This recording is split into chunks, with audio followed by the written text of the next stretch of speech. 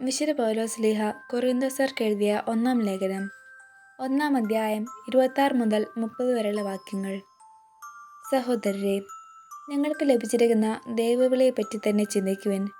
ലൗകിക മാനദണ്ഡമനുസരിച്ച് നിങ്ങളിൽ ബുദ്ധിമാന്മാർ അധികമില്ല, ശക്തരും കുലീനരും അധികമില്ല.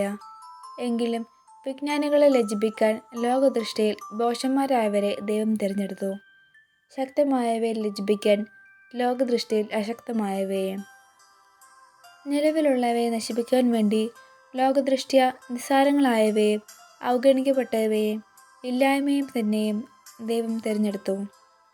ദൈവസന്നിധിയിൽ ആരും അഹങ്കരിക്കാതിരിക്കാനാണ് അവിടുന്ന് ഇങ്ങനെ ചെയ്തത്. യേശു ക്രിസ്തുവിലുള്ള നിങ്ങളുടെ ജീവിതത്തിൻ്റെ ഉറവിടം അവിടുന്നാണ്.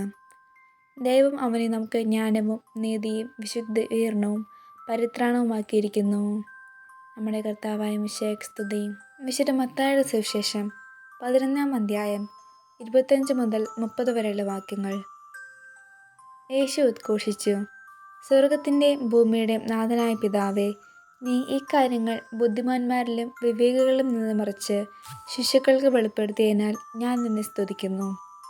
അതേ പിതാവേ, ഇപ്രകാരമായിരുന്നു നിന്റെ തിരുവുള്ളം. സർവവും എൻ്റെ പിതാവ് എന്നെ ഏൽപ്പിച്ചിരിക്കുന്നു. പിതാവല്ലാതെ മറ്റാരും പുത്രനെ അറിയുന്നില്ല. പുത്രനും പുത്രൻ ആർക്ക് വെളിപ്പെടുത്തി കൊടുക്കാൻ മനസ്സാകുന്നുവോ അവനുമല്ലാതെ മറ്റാരും പിതാവിനെയും അറിയുന്നില്ല.